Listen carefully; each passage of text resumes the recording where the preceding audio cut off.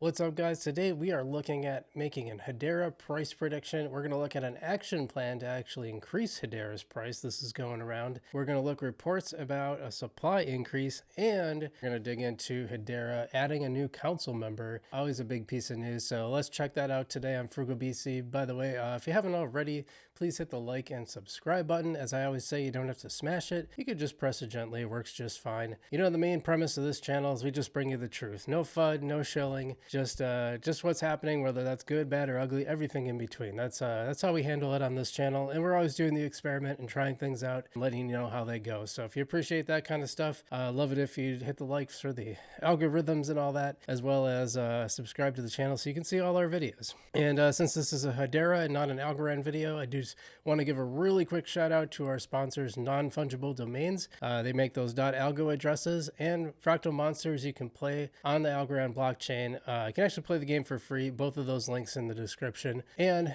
moving on to today's show. So we're going to look at later on. We're going to look at Hedera price prediction. We will get to that. But before we do that, guys, I want to take a look at this action plan to increase Hedera's price. I want to read through this and kind of get an idea of what you guys think about this. All right, this is an action plan from Tatsuaki Okamoto, who I follow on here. He's pretty interesting guy. He's got a lot of stuff to say about Hedera. And this is not his, I don't think, but he does have a signature petition. So if you want to check that out, you can. It says action plan or request as consumers, retail Hedera investors to restore the value of HBAR immediately. And we will look at, you know, HBAR has not done as well as a lot of other coins in the last year. Better than Algorand, as Algorand's been one of the worst, and Gala absolutely one of the worst. But a lot of other coins have done a lot better in the past year. So even though it might sound, well, we're just in the bear market, sure, but so are the other coins and a lot of them. And we'll look at those comparisons later. It says immediately cease. Here's step one is immediately cease all activities that can knowingly hurt the price of HBAR. I'm not sure what that is, so we'd have to look deeper into that. I haven't seen a lot of these cases being made on Twitter or other places in the ecosystem, so I'm not entirely sure what that refers to.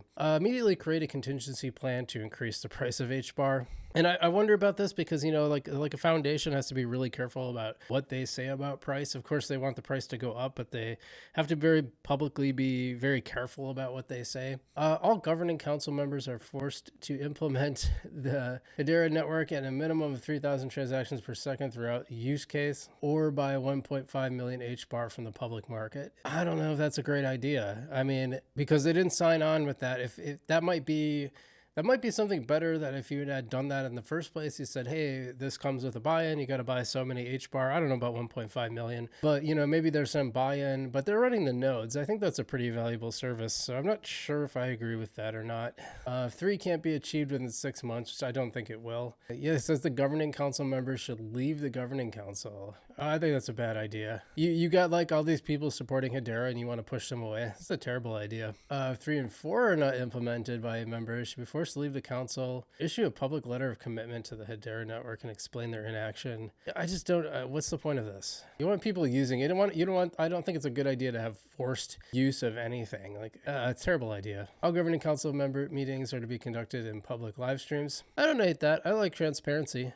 Yeah, why not? You know, why shouldn't people be able to see it? If transparency is the idea behind blockchain, well, the people who are running the show, who are controlling these nodes, probably should be speaking publicly. I don't have a problem with that at all. I think that's probably the best one I've read so far. All members of the governing council, Hedera Hashgraph, and all affiliated entities mentioned above to publicly declare all their HBAR holdings and transactions for the future and the past 4 years. Okay. I don't hate it. I'm kind of neutral on it. You know, again, it goes back to transparency. Publicly acknowledge the importance of retail investors. Who's supposed to do that? Is it the foundation who wants to do that? That's weird. I don't know, because it doesn't say who should be doing that. Clear and full transparency of every single HBAR given as grants by any entity. Well, I would say any entity connected with the foundation. Yeah, they should be. Yeah, you know, you should. I think that's good. Again, going back to transparency, I think that's really important. So yeah, Algorand does this, is pretty clear about, especially in their transparency reports, they're very clear. Grants are given to what people. I would have liked that stuff maybe a little earlier, but it's there now. So I think, and now they got rid of their grants program. It's all ventures instead. And I think maybe Hedera should probably think about that, because I think you want your foundation and your group to have some skin in the game, which is what the Algorand Foundation has now. Permanent and democratically elected community representative. The governing council who must represent all relevant interests and concerns the community promptly through a direct democracy mechanism that enables the community to voice their concerns in real time and upvote their biggest concerns.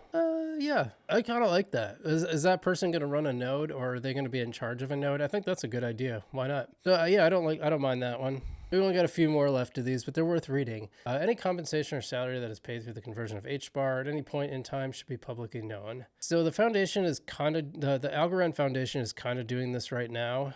So maybe not a bad. They don't like tell you, they don't give you like specifics on people's compensation. It's just that, hey, we sold this much to fund operations. So interesting. When a governing council member buys HBAR following action plan 3 or 4, they are not allowed to sell it and can only use it to pay transaction fee. Again, see, you're dictating what people can do with their HBAR. I don't think that's a great idea. Clear and transparent overview of all HBAR sold, bought, and held by any affiliated entity. Affiliated with what? Some of these are just a little too vague. I want to see what people said. He said, yeah, I know it'll create some backlash. He said, I ain't reading all that. I'm happy for you though, or sorry that it happened. I thought it was worth reading, but Kryptonic Bull said, yeah, unfortunately I can't see the GC members give a damn about retail or what the community wants. There's always hope. I wait and see if there's going to be any response at all. Yeah, so basically I would say I'm very supportive of the transparency aspects of this. I think that's good overall. I don't know if I like the idea of forcing a buy-in, especially ex post facto. These companies made this decision to run the node. There's probably some expense involved with that. I'm not sure how much. And I don't understand the transactions per second, like doing what, right? Like your needs are going to be different depending on what company you are and what you're using. So yeah, I don't know. It's interesting. It's interesting food for thought. I don't know if I endorse it myself. I endorse some aspects of it, I suppose, but yeah, it's there. You can find, you look up Tatsuaki, Tatsuaki, Okamoto, Okamoto.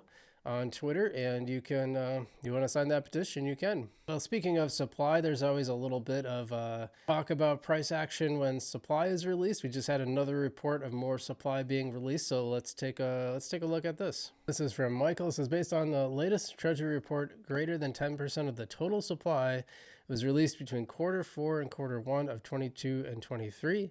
And again in Q1 of 23-24, resulting in nearly 78% of the total 50 billion supply being released. Is that true? Because according to that, that's where we're at. Interesting. So for some reason, they tend to, what he's saying is basically in the last 2 years, between Q4 and Q1, they've been releasing a lot of the supply. It's very interesting. You can kind of see it from the chart here. And as supply runs out, that's when scarcity starts coming in, and you'll start usually seeing the price go upward. Again, we're going to talk about our price action. As far as total supply, Michael says it would require a unanimous vote of the governing council to increase the total supply, which I didn't know that was even possible. Have you tried to get a unanimous vote? Good luck with that. Hard enough to get a quorum half the time. So this is kind of like, it seems like he's advocating for there to actually be an increase in supply, it looks like he's advocating for an increase in total supply, which is not a perspective I've heard before. Usually people kind of go the opposite. So No Man's Internet HBAR says problem is released and circulating are two completely different things on Hedera.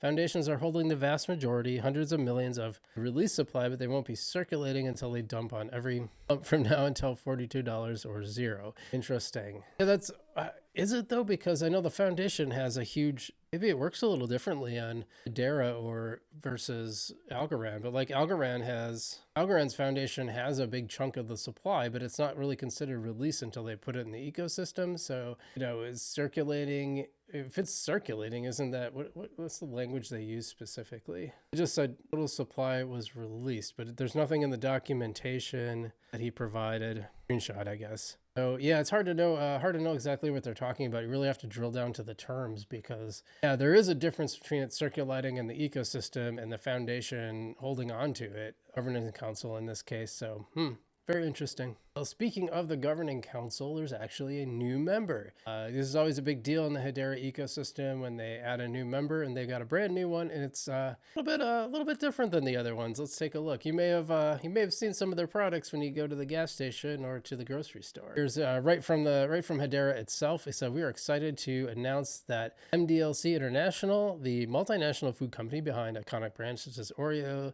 Ritz Cracker, and Toblerone. I think you saw some Cadbury eggs there for a little bit. There's some Oreos. Has joined the Hedera Council. Ritz Crackers. If I haven't heard of Cliff Bar. I didn't know they did Cliff Bar. They'll be furthering their exploration of real-world applications on DLT.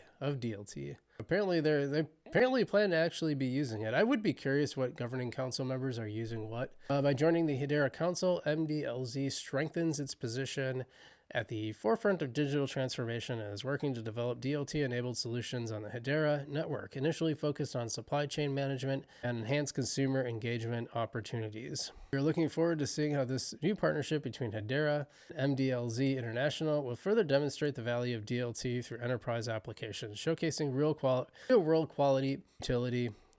utility, wow, I'm really stumbling over that, in the emerging decentralized economy. And then you can see all the stuff that they sell. I had no idea that was all owned by something called Mondelez International.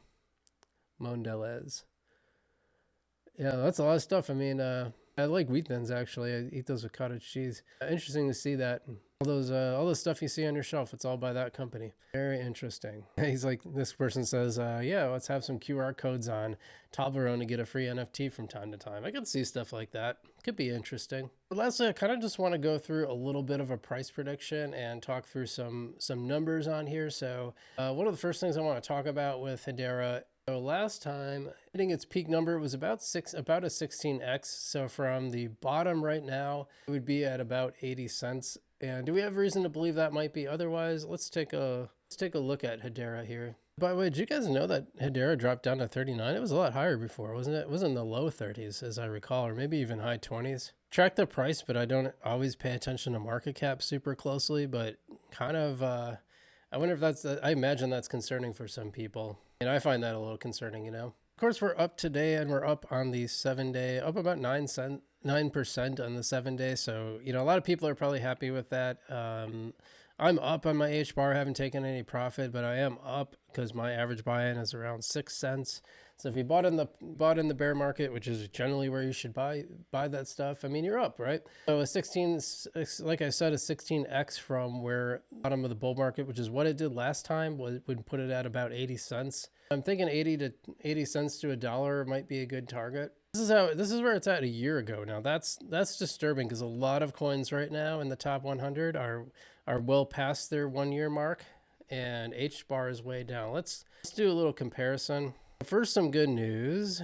Compares with Algorand. It's actually favorable. So Algorand is down like 30%, and it's down like 10% from a year ago. So it's Algorand's like one of the worst performing coins, though.